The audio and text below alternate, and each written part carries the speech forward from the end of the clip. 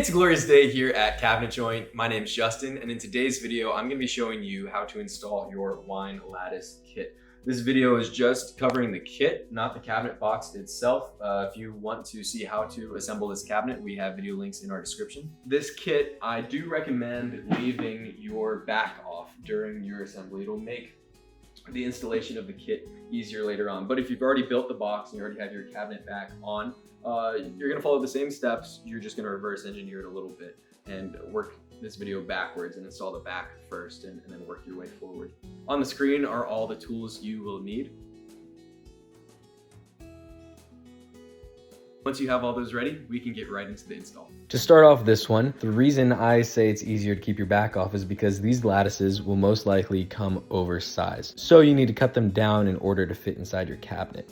So what I'm doing here is lining up my lattices, my front and my back, lining them up, and then using the open back of the cabinet, I'm going to simply lay the cabinet on top of the lattice, and then I'm going to adjust to do a couple of things. Adjust my placement. Don't just start cutting from one side, because you want to, one, maximize the amount of space and usable storage that you have. So trying to maximize the amount of holes that you can put your wine bottles, as well as make it look symmetrical. You don't want it to look totally lopsided. Now here, I opted for another slot to put a wine bottle over being perfectly symmetric, but that was my process, and that's what I'm looking for as I'm laying out my cabinet box on the lattice.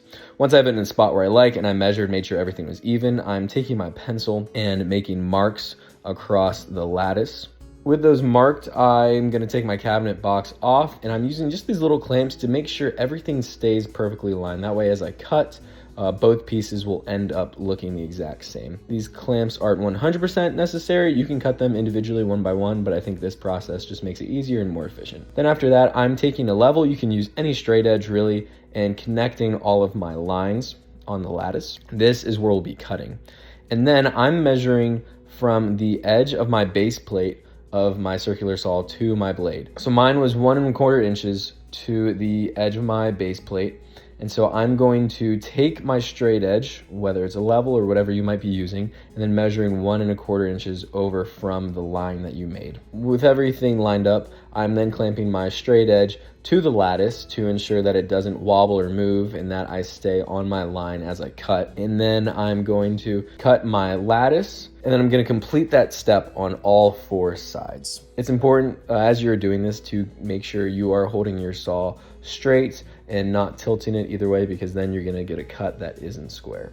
Also, because these are just little pieces, be aware that some of these little pieces of the lattice might come flying back at you, but that's okay. Something else you can do to help avoid chip out is use some blue painter's tape. That helps keep the wood fibers all together. I got mixed results with this. It didn't make a whole world of a difference, but it definitely does help.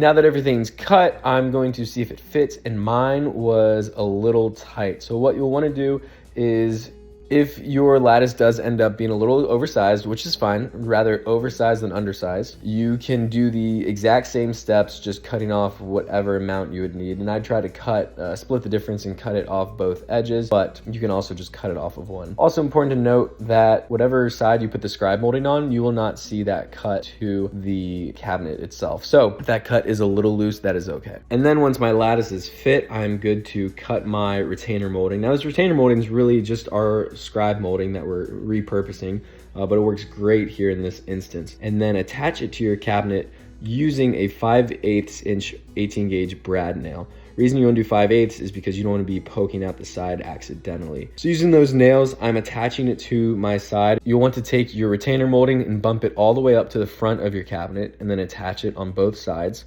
And then you can put in your lattice, and I recommend just inspecting your lattice, seeing if one side's better than the other.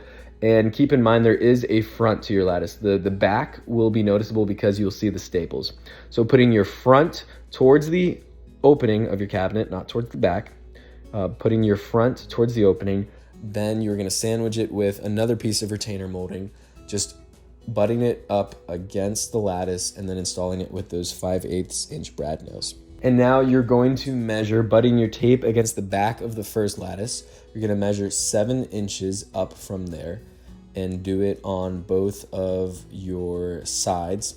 And then taking your wine lattice, you'll want that 7-inch mark to be, in this case, in this orientation, above your wine lattice. So really, you want the front of your back lattice to be 7 inches away from the back of your front lattice. Using those marks you just made, you can then go ahead and nail your retainer molding to the cabinet, making sure it is oriented correctly like shown in the video. And then you can take your back lattice and install that. And once again, like you did with the front, you are then going to sandwich it in with another piece of retainer molding. Slide it right in there, take your 5/8 brad nails, and then nail it into place. And with everything nailed, you can go ahead and install your cabinet back. And now your wine lattice is installed, so now go ahead, enjoy a glass of wine, you have a place to store it. If you have any other questions, you can reach out to your cabinet coach, or you can call us at 888-211-6482. Thank you for watching. Have a great day.